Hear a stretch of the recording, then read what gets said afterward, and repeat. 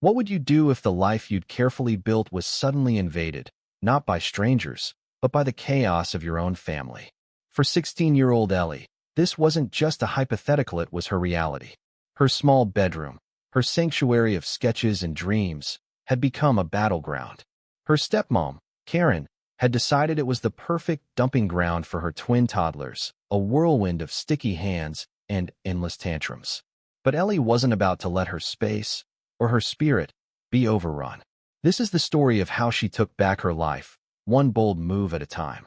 Ellie's world hadn't always been this way. Growing up, she'd split her time between her dad's modest apartment in the city and her mom's sprawling mansion in the suburbs.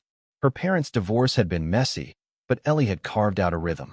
At Dad's, she had her tiny room, walls plastered with her artwork, a desk cluttered with pencils and dreams of becoming an illustrator. At Mom's, she had space literal and emotional to breathe, surrounded by gardens and quiet. But when Karen entered the picture 2 years ago, everything changed. Karen was all sharp edges and forced smiles, her twins a tornado of noise and mess. Ellie tried to adapt, to be the good stepdaughter, but Karen's demands grew heavier, like a storm cloud settling over the apartment. It started small, Karen asking Ellie to babysit just for an hour, that stretched into entire evenings. Then came the toys scattered across Ellie's floor, the crayon marks on her sketches. But the breaking point came one humid summer night when Karen barged into Ellie's room, twins in tow, and announced, "They're sleeping here now. You've got enough space." Ellie stared, heart pounding, as Karen plopped the toddler's blankets onto her bed. Her room, her only refuge, was no longer hers. The twins wailed, Karen smirked, and Ellie felt something snap inside her. She wasn't just losing her space, she was losing herself. That night, Ellie sat cross-legged on her bed, the twins finally asleep in a makeshift fort of pillows. Her mind raced. She could stay, keep swallowing her anger, keep shrinking to fit Karen's world. Or she could fight for herself. Her phone buzzed a text from her mom. "Miss you, kiddo. Come stay anytime." Ellie's eyes lingered on the message, then drifted to her sketchbook, where a half-finished drawing of a girl breaking free from chains lay open. That was it. She wouldn't just survive, fished escape it. By dawn, Ellie had made her decision. She packed a suitcase with her clothes, her art supplies, and the one photo of her and her dad from before Karen's reign. She left a note. "I'm going to Mom's. I need my own space." She didn't wait for permission. As the sun rose, she boarded a bus to the suburbs, her heart a mix of fear and fire. The city faded behind her, and with every mile, she felt lighter, as if she were shedding the weight of Karen's expectations.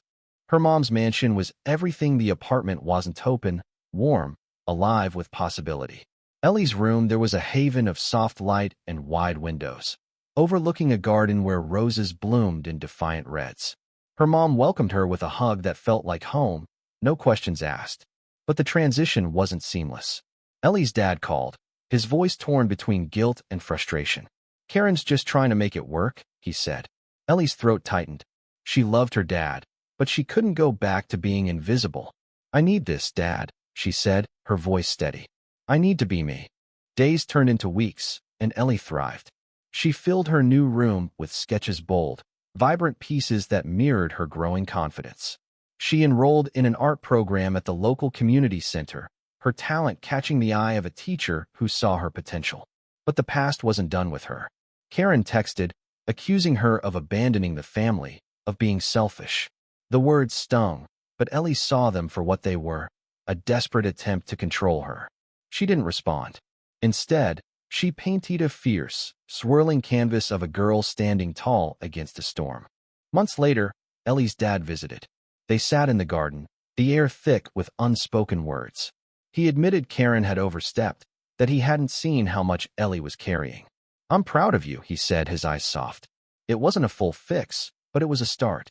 Ellie realized then that her escape wasn't just about leaving, it was about claiming her worth, her voice, her space.